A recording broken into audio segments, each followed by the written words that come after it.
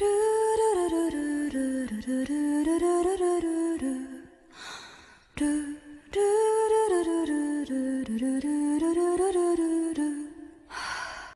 Mage 218, The Truth Buried in Darkness. On the evening of the day that marked 2 weeks since Vandeleur opened his food cart, the Deputy Guild Master Joseph of the Commerce Guild was in his office, his expression so bitter that the number of wrinkles on his face had doubled. "GRR, that damned, impertinent brat," He muttered. Of course, he was referring to Vandeleur. "It's his fault for rejecting my offer and starting his stupid business. I made that offer for his benefit, how ungrateful." Joseph had made the offer of making contact with Alda's peaceful faction to Vandeleur, the second known dampier in the kingdom. This was because he wanted connections to the important figures in Alda's peaceful faction, which was steadily becoming the major faction in the Alcrim Duchy. In particular, he wanted connections with the five-colored blades. Indeed, it was an effort that would benefit Vandeleur in the end as well, though the protection of Alda's peaceful faction and the backing of the S-class adventurers would be nothing but a nuisance for him. But Joseph couldn't be blamed for not being aware of that, as he had no way of knowing of Vandeleur's circumstances. But Joseph's offer to Vandeleur hadn't been for Vandeleur's benefit in the slightest at the time he made it. He had simply altered his version of events in his own memory to justify the offer to himself. Unaware of this, Joseph was so angry that he might scream out loud, so he pressed a hand against his mouth. He was from a family of earls, but as the Deputy Guild Master, his office was inferior to the Guild Masters in size, extravagance, and soundproofing. And no matter how much I educate him, he continues to disobey rather than apologize. The education that Joseph referred to in his mind was his harassment of Vandeleur. However, it was no figurative expression or sarcasm. He truly thought of it as education. He thought that he was teaching an impertinent brat how cruel the world was and how important it was to listen to one's superiors. It was something that he had done to many ill-mannered youngsters in the past. But Vandeleur showed no signs of regretting his actions or wanting to apologize to Joseph and accept his offer. He hadn't even visited the Commerce Guild once since completing his temporary registration. Though Joseph had interfered with Vandeleur's food cart business, Vandeleur had hunted and acquired meat on his own, and even associated other food carts with himself, using astounding methods of preparing goblin and kobold meat for consumption. Considering that he had already tamed and increased the ranks of a stray dog and giant rats, he had been noticed as a promising newcomer by the Tamers Guild. And although this was unconfirmed information, the monsters had apparently become members of new races after their rank increases yesterday. Guild Master Bachum's visit to the capital was also rumored to be because the Tamers Guild headquarters was planning to work on Vandeleur to take him in. But I don't care about the Tamers Guild. The problem is the goblin meat. Since ancient times, even from the time when the heroic god Belwood was still alive, countless mages, alchemists, nobles, adventurers, and city chefs had attempted to make stinking, unpleasant goblin meat edible. These had all resulted in countless failures. Some methods of processing or flavoring the meat had been discovered in the past, but all of them had been so expensive and resulted in tasteless dishes. Methods that spent a large amount of time, effort, flavorings, and spices just to make goblin meat not inedible couldn't be used in times of food crisis or for feeding the poor. But Vandeleur knew a way to use goblin meat in food. The method is apparently ghoul knowledge, but how in the world did he learn it? Did he tame them? Or perhaps his dark elf mother's village interacted with ghouls? No, I don't care about that. The products are for the filthy poor people, but that technology could be used to squeeze money from nobles that are having problems feeding their people. And yet, that damn wench and her brat, do they even really want to do business? Vandeleur had not folded to Joseph's harassment, nor had he shown any weakness for Agur and his companions, whom Joseph had paid to take advantage of. Instead, he was continuing to make profits. On top of that, Darsha was being treated as a saint after summoning a familiar spirit at the communal church. Darsha and Vandeleur's popularity was continuing to increase among the city's inhabitants. It was to the point that Vandeleu was being called the food cart king and genius tamer, while Darsha was known as a holy woman. In fact, Joseph was in the worst position. He had never cared about what the poor people of the slums thought of him. But because Darsha was being treated as a saint, it wasn't just the people of the slums. The whole city was beginning to have a bad impression of him. And once a negative image of Joseph spread throughout the city of Morksey, which was a city of commerce, it would then spread to the surrounding cities and villages through merchants and travelers. No, considering how famous Vandeleu and Darsha were now, it could even spread to other duchies. At this rate, things would be bad for Joseph once the guild master returned. According to recent rumors, people are calling me a lecherous old man who tried to court that dark elf, was rejected, and is now harassing her in retaliation. At this rate, things will be bad for me, and yet there is no word from Agar, even though he told me that he has a good plan. He's useless after all. Joseph didn't trust Agar very much. He was just a crooked guard in the end. Joseph had decided that he couldn't expect much after Agar's first attempts to find faults with Vandeleu's business had failed. Even so, Joseph had kept an eye on Agar, thinking that perhaps he might come up with some ingenious idea, but it seemed that it was time to give up on him. Now that it's come to this, I have no choice. I'll apologize. Joseph decided. He would kneel on the ground before Vandeleu, say that he was wrong and stop his pressure on the wholesale stores, which he had left alone recently as Vandeleu hadn't been visiting them. I have heard that he has been donating to the orphanage and is caring for adventurers who have lost their limbs. He is either doing it to propagate his religion, or if that isn't the case, he is an unmistakably good person. Joseph said to himself, If I bow before him with many people watching, he will likely accept my apology. It might be more effective if I mention Veda's doctrine during my apology. After that, he just needed to quietly continue his duties as deputy guild master until something else happened. And once opportunities presented themselves, he would offer Vandeleu useful-seeming information and treat him favorably as a way of apology. If he did this repeatedly, their hostile relationship would become hazier. Very well. Now that I have made my decision, I will go right now. No, the food cart is located in a back alley of the entertainment district. I shall head there to apologize when more people gather in the evening. Joseph told himself. As he began thinking about how to word his apology to Vandeleu and Darsha, there was a knock on the door, as if time to interrupt his thoughts. Enter. He said without looking at the door, thinking that an employee had come with documents. But in the next moment, his eyes opened wide in surprise as he saw that it wasn't an employee who entered, but armed guards. Who are you people? What do you want with me? He shouted. Deputy Guild Master Joseph of the Commerce Guild. You're under arrest for inciting embezzlement and kidnapping by Agar and 3 other rogue guards. One of the guards declared. I'm under arrest, embezzlement and kidnapping. What are you talking about? He was panicked and confused by these charges that he had no knowledge of. It was true that he had paid Agar and his companions to find faults with Vandeleu's business and interfere with it if they found even the smallest excuse. But that was all. If Agar had embezzled the guards' funds and confiscated goods or plotted a kidnapping, Joseph had nothing to do with it. He hadn't asked him to do such things. He certainly hadn't incited such activities. Where is your proof? If you wish to arrest me, then show me your proof. Joseph demanded, standing up from his chair as his panic and confusion turned into anger. Silence, resisting will do you no good. One of the guards said in response.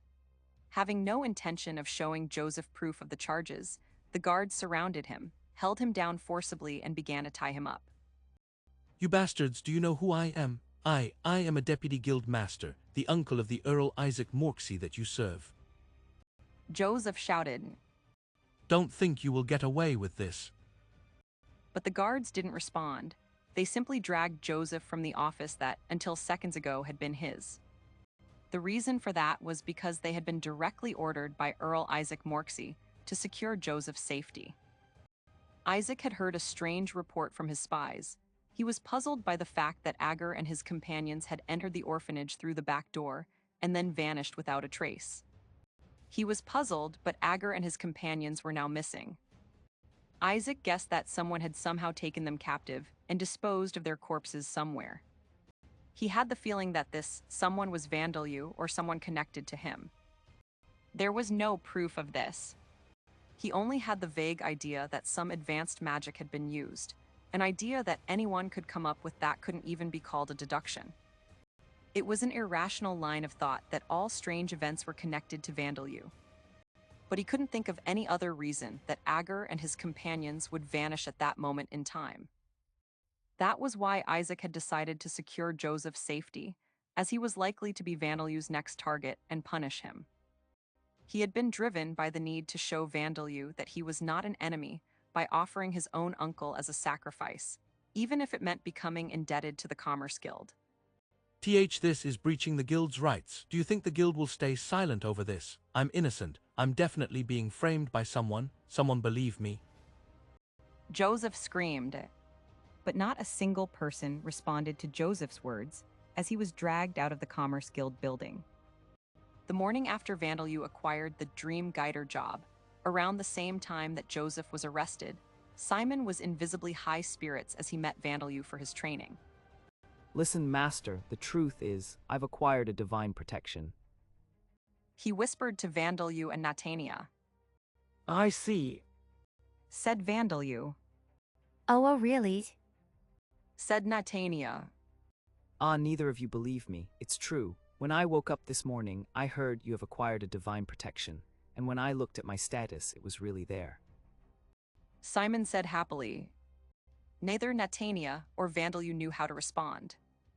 Natania couldn't just say, I have it too, nor could Vandalyu tell him, I'm the one who gave it to you. so what kind of God's divine protection is it? Vandalyu asked. That's the thing, even when I look at my status, the god's name is covered. All I know is that it's 6 characters, and the last character is an extended vowel. He said. It seemed that Simon's status displayed black Japanese letter S divine protection, so he didn't know that Vandalyu was the one who had given him the divine protection. It might be a subordinate god of Vita, related to swords or battle. The truth is, Master, I had a strange dream last night. Someone put their warm hand on my back as I was training, and when I turned around, I had received a sword, and when I woke up, I'd received a divine protection. Said Simon, describing his dream. You'd think that sleep is the specialty of Mil, the goddess of slumber who's one of Alda's subordinate gods, but I didn't get the feeling that it was her. Can you think of any of Vita's subordinate gods that might rule over dreams or swords? He asked. No, I can't think of a subordinate god of Vita who rules over dreams or swords and has a 6-character long name. Said Vandalyu. He couldn't give any other response. He couldn't tell Simon the truth when the truth was that he had used the tip of his hanging tongue to touch Simon's back rather than his hand, and the thing he had given him was a horn that had fallen off his body rather than a sword. I see, then I suppose I'll try indirectly asking at the communal church. Maybe it's better to go and visit the library for the first time in over a decade and look it up. Said Simon. Fang gave a sigh-like bark in disappointment at Simon not realizing the truth, and the Rat sisters gave him disappointed looks as well. Sorry, I can't tell you which god's divine protection it is. Said Simon. He couldn't tell what they were really thinking. He thought their disappointment was from not being able to hear which god had given him the divine protection. I wonder if this kind of thing is common. I'm sure it's because I'm not pious enough. I can't even think of a god whose name has 6 characters and ends with an extended vowel sound. Said Simon, his earlier bright attitude having turned into a depressed one. Vandalyu wondered whether he should tell Simon, "Don't worry about it, it can't be helped." But still, the fact that they've given me a divine protection means they're expecting good things from me. If I do my best with the training, get my arm back and redo things, I'm sure I'll learn the god's name. Simon said. Now then, let's go and train. He said, cheering up again and heading towards the gate. Fang and the rats followed, likely thinking about what a hopeless junior he was and that he should notice soon enough. It's surprisingly hard to realize the truth. Vandalyu muttered. I think it's something to do with the fact that he can only see the vaguest character, but I think it's normal not to realize, Master. Natania whispered back. As far as the people of Lambda were aware, divine protections were granted by gods. The contents of one's status was normally important personal information, but divine protections were such special unique skills that acquiring them would be happy news to share with those close to oneself. In addition to reducing the difficulty of overcoming barriers in one's development and other tangible effects, they gave a sense of achievement in having been chosen by the gods. It seemed that Simon would never even dream that he had received such a thing from his own master. I didn't think that the person in my dream was you either, Master, although I saw the V in my status when I woke up and thought it might be, and I accepted it after you told me straight away. Said Natania. She'd had a dream of when she was used as bait by the flaming blades and attacked by the minotaurs. It was a nightmare that she'd had countless times, but in the middle of it, enormous black legs had descended from above. The legs had crushed the minotaurs and sent the flaming blades flying away with some kicks. Natania, lying on the ground, had looked up to see a grotesque giant looking down at her. The giant had then picked her up with a bony hand and enveloped her in a warm fluid. That liquid, its crimson blood, was absorbed into Natania, becoming a part of her own blood. When she woke up from that dream, she had received Vandalyu's divine protection like Simon. Incidentally, Juliana had also received a divine protection in the same way, causing her to cry emotionally for some time, and it had taken some time to calm her down. By the way, I'm happy that I got your divine protection, but is it related to the training, Master? It won't have weird effects like making our tongues longer, right? Natania asked, looking worried. It'll probably be all right, won't it? Well, you might become able to extend your tongue when you want to, said Vandalyu, giving a rather uncomforting reply. But Natania and Simon gained the spirit form skill in that day's training. Wow, my arm is moving. I can move this metal artificial arm exactly as I want to, Master. Simon shouted excitedly. Me too, I can walk. I'm still a bit wobbly though, said Natania. Simon's spirit form had inhabited his artificial arm, and it was moving at his command. Likewise, Natania was able to use her 2 artificial legs, and although her movements were still clumsy, she could stand and walk. Congratulations! You've cleared the first stage of the training, said Vandalyu, clapping to congratulate them. Natania, you have more parts that need moving, so you'll need more practice.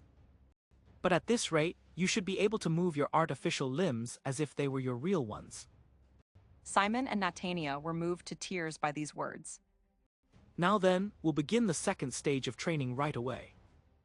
We'll be alternating between combat training with me and free practice, said Vandalyu. Yes, Master.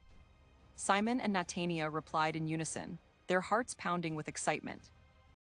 When they returned to the city, a little after lunch, Simon was being carried by Fang and Natania by Vandalyu. Master, you're incredibly strong. Simon wheezed.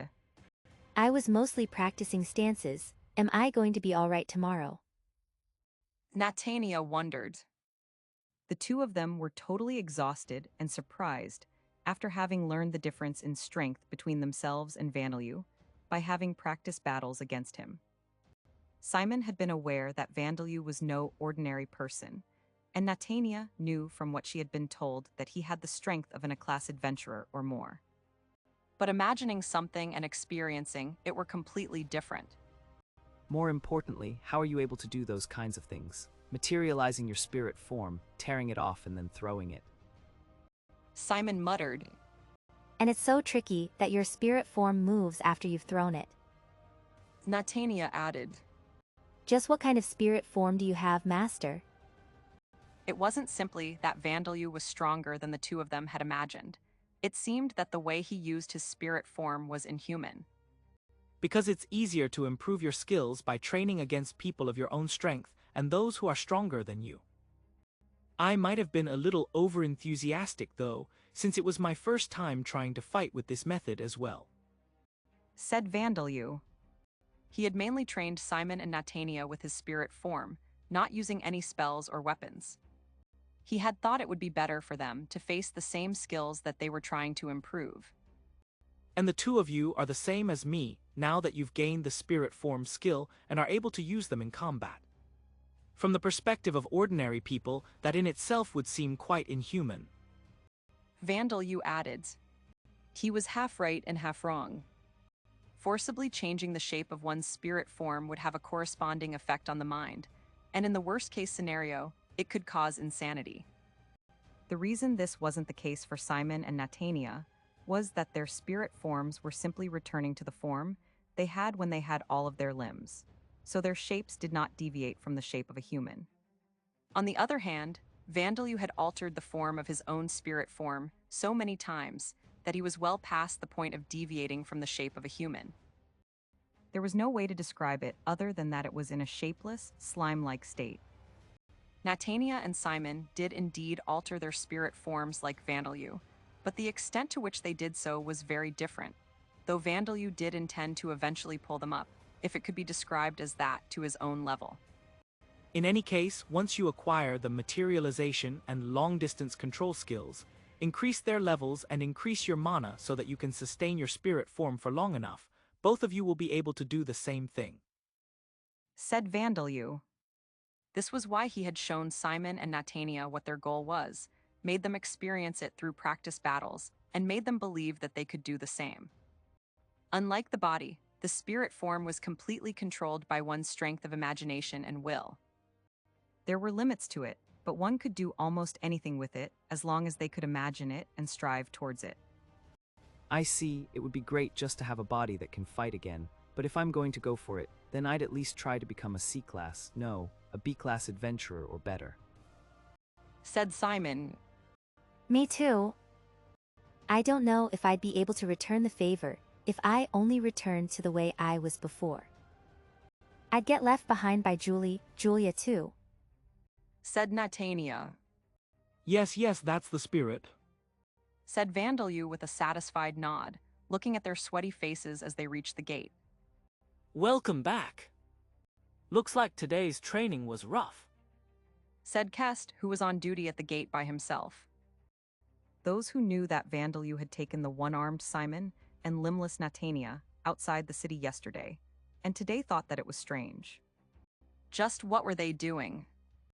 But since Vandalyu and Simon would reply that they were training if asked, many misunderstood that Simon and Natania were training to become tamers and were satisfied by this explanation, because Vandalyu was famous in the city of Morksey not as a mage, but as the owner of a food cart and as a tamer. Many adventurers who were tamers would rely on their tamed monsters in battle, so one could imagine that it was a possible way for the one-armed Simon and limbless Natania to live their lives. The two of them were totally exhausted, had removed their artificial limbs, and were being carried by Fang and Vandalyu, so it wouldn't be until after the next day that this misunderstanding was cleared. Yes. By the way, even if it is midday when less people enter and leave the city, isn't it a little careless to have just one person on duty? Vandalyu asked. Is Agar, that senior of yours, slacking off again? Said Simon. No, about that, we're a little short on hands today. Kest replied vaguely. I've been told not to talk about it, but I suppose you're related Vandalyu. He said, seeming to decide to explain properly. The truth is, it was discovered that Agar and 4 other guards were crooked. I know you're thinking that it's a bit late for that, but they smuggled poisonous substances that we confiscated, and it seems that they were trying to kidnap orphans from the orphanage for human trafficking. No way. Vandalyu said in a flat tone. Now that you mention it, it was quite noisy around the orphanage yesterday. To think that such a thing had happened. Said Simon. You don't have to act surprised, Vandalyu.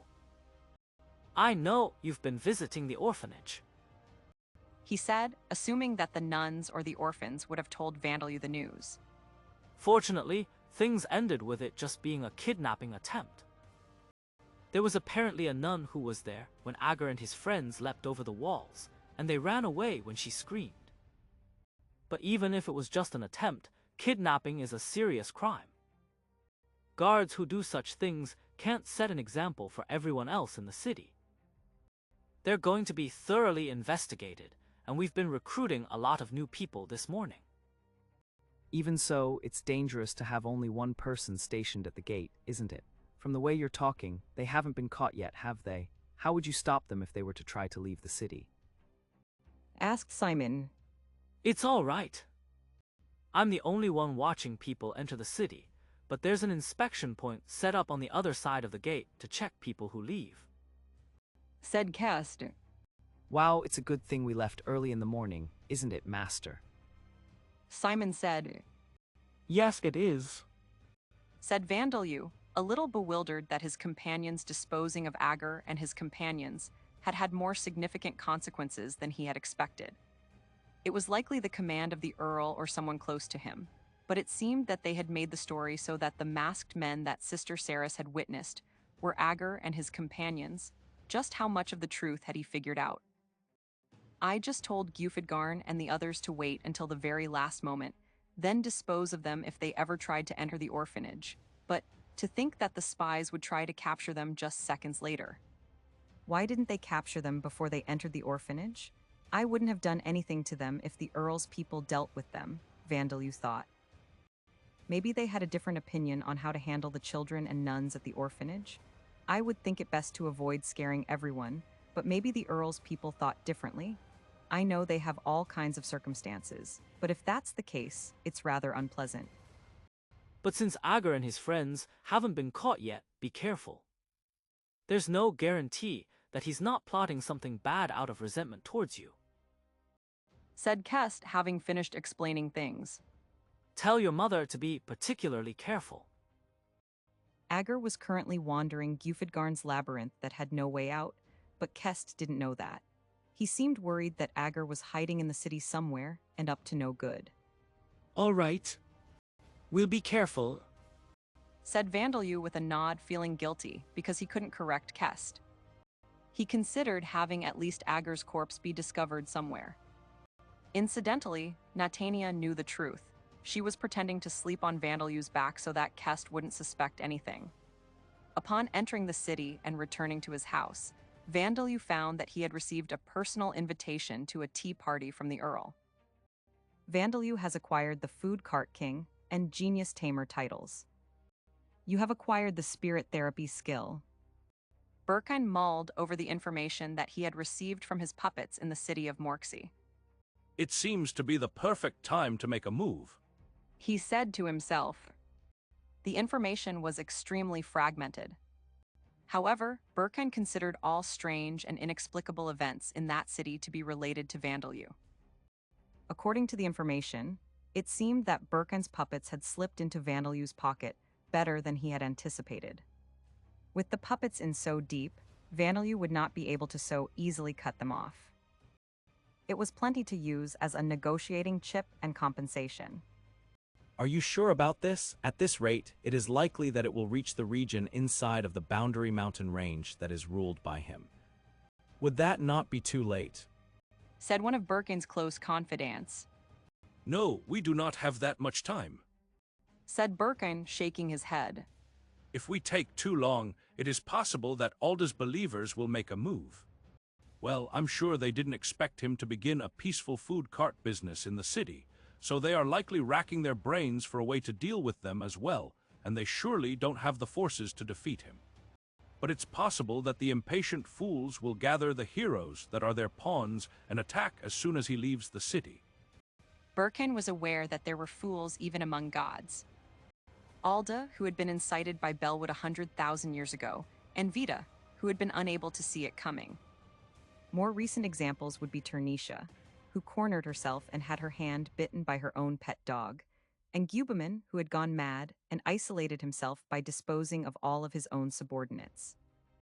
Pure gods were different from dragons, true colossi, and pure-breed vampires like Berkine himself, as well as evil gods that could not maintain their existence without a physical body, but there was no difference in their foolishness. Well, it is difficult to imagine that they would force their own heroes to act like bandits. Still, I am not so sure about the reincarnated individuals. It is highly likely that they have acquired impossible powers from the gods. Said Berkine. Mortar, have you learned what they are doing? Cold sweat appeared on the bald head of Mortar, one of Berkine's 4 confidants, a noble-born vampire who was once a dwarf. Asagi Minami and his 2 companions are staying in the Burgett Duchy. They are researching the fragments of the Demon King that they have captured along with alchemists and mages who are connected to our organization, and they are showing no signs of moving away. He reported. And it seems that Kaoru Gatauda has left the Farzan Duchy from the port on a boat headed for the Labrador archipelago. There have been no signs of her returning to the continent. The movements of Mage Masher Asagi and his 2 companions, who were clearly reincarnated individuals from the fact that they contacted Vandalu and their characteristic names, were being reported by individuals in contact with them. Berkine had also received information regarding the Super Sense Kaoru Gatauda, whose characteristic name also gave away the fact that she was a reincarnated individual. Berkine had information on 4 reincarnated individuals in total. But Hajime Inui, Junpei Murakami, and 2 others have disappeared. Said Mortar. The tension in the air of the room increased immediately. And Said Berkine, indicating for Mortar to go on. Berkine's other confidants began to break out into cold sweats as well. Hajime Inui never came close to places where humans live, so it has always been difficult to track him. But since his presence has not been confirmed at any city, village, or highway, we do not know whether he is simply inside a devil's nest or dungeon, or whether he is moving in secret while avoiding attention. Mortar continued. Like Hajime Inui, we are unable to confirm the whereabouts of Junpei Murakami and his 2 companions after they disappeared from the cities and villages that they were staying in. Berkine had also correctly guessed that these 2 groups were reincarnated individuals from their names. They had evaded being tracked by his organization numerous times. As the marionette Hajime Inui stayed away from places of human settlement, it was difficult to even have someone make contact with him, let alone maintain surveillance on him.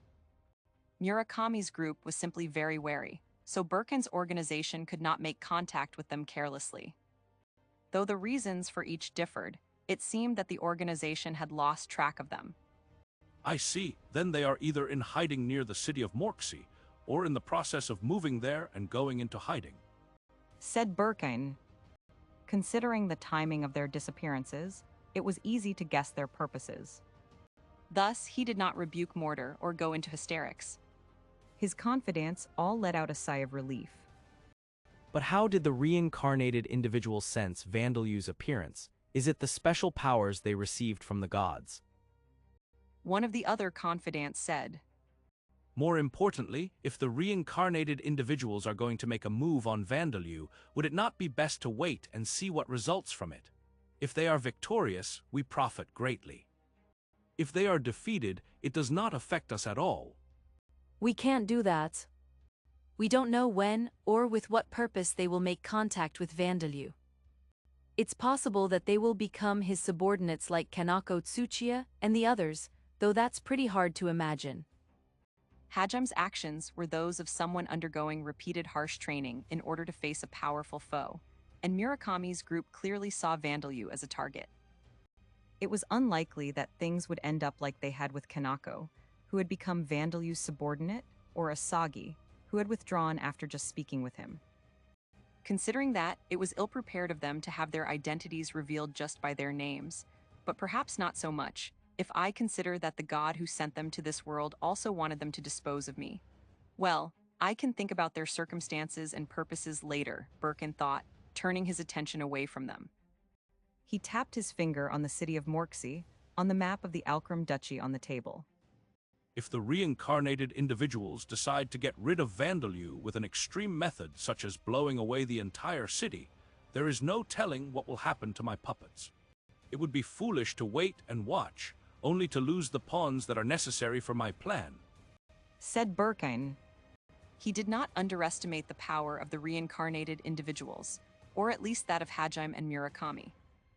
If they intended to kill Vandalyu, then they likely had power equal to or greater than that of a class adventurers.